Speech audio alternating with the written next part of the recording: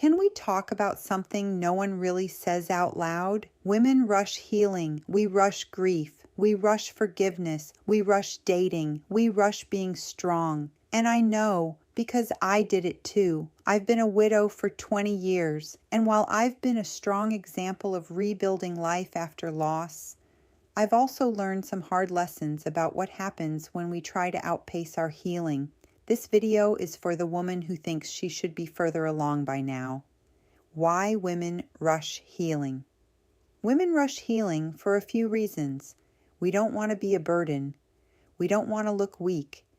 We're afraid of being alone. We think moving on quickly means we're strong. But here's the truth. Healing is not a race, and grief is not a competition. I was the first widow in my small church. I was the first widow in my family. Therefore, what I learned the hard way.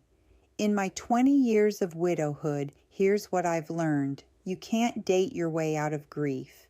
You can't serve your way out of loneliness. You can't positive think your way out of pain. If you don't sit with it, it waits for you.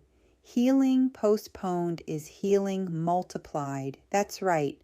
I learned that if I didn't let myself feel the waves, they came back as storms. There's a difference between moving on and moving forward. Moving on says, I don't want to feel this anymore. Moving forward says, I'm carrying this, but it's not carrying me. That shift changed everything for me. I chose healing over hiding. I chose truth over pretending I was fine. And something changed. People noticed. Something about you feels different. You're lighter. You're stronger in your voice. Here are the do's I wish more women understood. Do let yourself cry longer than people are comfortable with. Do rebuild your identity slowly. Do sit in silence without filling it. Do learn who you are without a partner. Do forgive yourself for not being who you were before. And most importantly, do not shame yourself for still healing years later. And here are the don'ts. Don't let loneliness choose your next relationship. Don't rush remarriage to prove you're okay. Don't numb with busyness.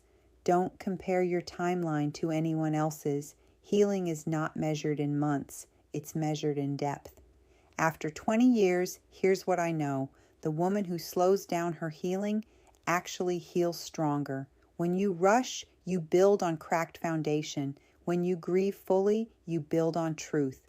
And truth is stable.